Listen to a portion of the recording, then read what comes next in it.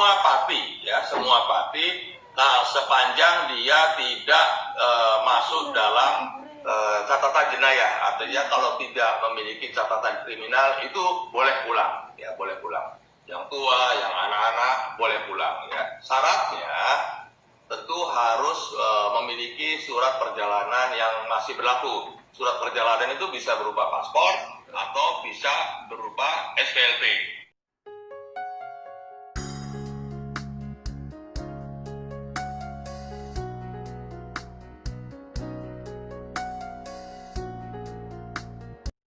Terima kasih sudah klik video ini. Tapi jangan lupa guys, klik tombol subscribe. Karena subscribe itu gratis. Dengan subscribe kamu support channel ini terus untuk upload hampir setiap hari. Ingat, subscribe itu gratis. Gratis, gak ada ruginya kamu klik tombol subscribe guys. Selamat menonton. Rekalibrasi pulang, ini memang banyak sekali pertanyaan. Dan mudah-mudahan mungkin ini juga bisa membantu. Pada dasarnya, yang boleh atau yang bisa mengikuti program rekalibrasi pulang ini adalah semua parti, ya, semua parti. Nah, sepanjang dia tidak masuk dalam catatan jenayah, artinya kalau tidak memiliki catatan kriminal itu boleh pulang, ya boleh pulang.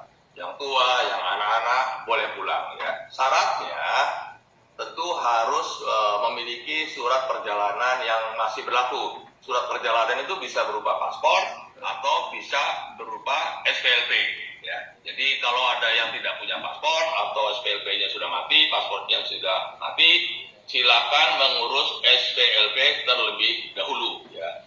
Nah, nanti itu pendaftarannya ada di tautan sdo.imi.gov.my, ya, MI. Itu ya, pendaftarannya ada di situ dan sudah dibuka, meskipun saya dengar sudah penuh, ya, tapi tidak apa-apa. Kemudian banyak pertanyaan yang muncul, biayanya berapa? Bagi orang dewasa itu biayanya 500 ringgit, ya. Kalau untuk bikin SPLP biayanya 30 ringgit. Kalau anak-anak gimana? Jadi kalau anak-anak umurnya di bawah 18 tahun itu hanya membayar yang namanya special pass atau pas khas, ya. Itu ya harganya atau biayanya 100 ringgit, ya, 100 ringgit. Nah, kemudian juga yang banyak pertanyaan ke saya adalah apakah yang mau daftar ikut program rekalibrasi pulang ini harus punya hasil tes PCR atau tidak? Ini sudah kita klarifikasi kepada Immigration Malaysia, tidak perlu memiliki hasil tes swab PCR. Yang diperlukan hasil swab PCR ini hanya mereka yang akan ikut program rekalibrasi tenaga kerja, ya, itu ya. Kemudian kita juga banyak mendapatkan pertanyaan mengenai anak-anak bagaimana, anak-anak yang punya yang tidak punya sijil lahir, ya. Itu KBRI akan sudah menyusun yang namanya SOP bagi anak-anak warga negara Indonesia yang mau pulang tetapi tidak memiliki sijil lahir, ya. Nanti ini sudah kita rumuskan, nanti akan saya jelaskan lebih lanjut, ya. Itu yang perlu diketahui.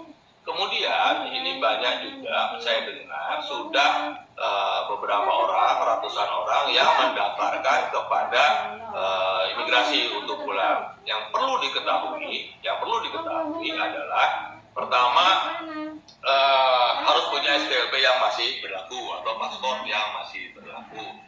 Kemudian harus punya tiket yang berlakunya itu 14 hari setelah tanggal temu janji. Ya, jadi kalau sudah ada tanggal temu janji tanggal berapa, baru boleh beli tiket yang masa berlakunya itu sampai 14 hari ke depan. Jadi tolong ini diperhatikan karena sekarang ini penerbangan juga sulit, ya, tidak semudah yang masa-masa sebelum pandemi.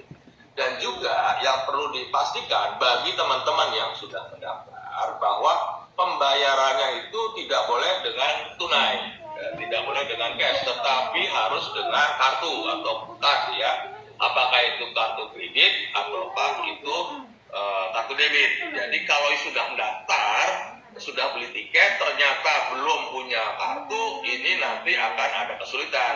Jangan sampai nanti tiketnya itu kadaluarsa atau tiketnya tidak bisa dipakai. Jadi pastikan bagi teman-teman yang sudah mendaftar ini memiliki card atau kartu debit atau kartu kredit yang nanti digunakan untuk membayar di immigration. Jadi perhatikan, jangan sampai nanti sudah datang, sudah beli tiket, ternyata tidak punya card, nanti akan sulit.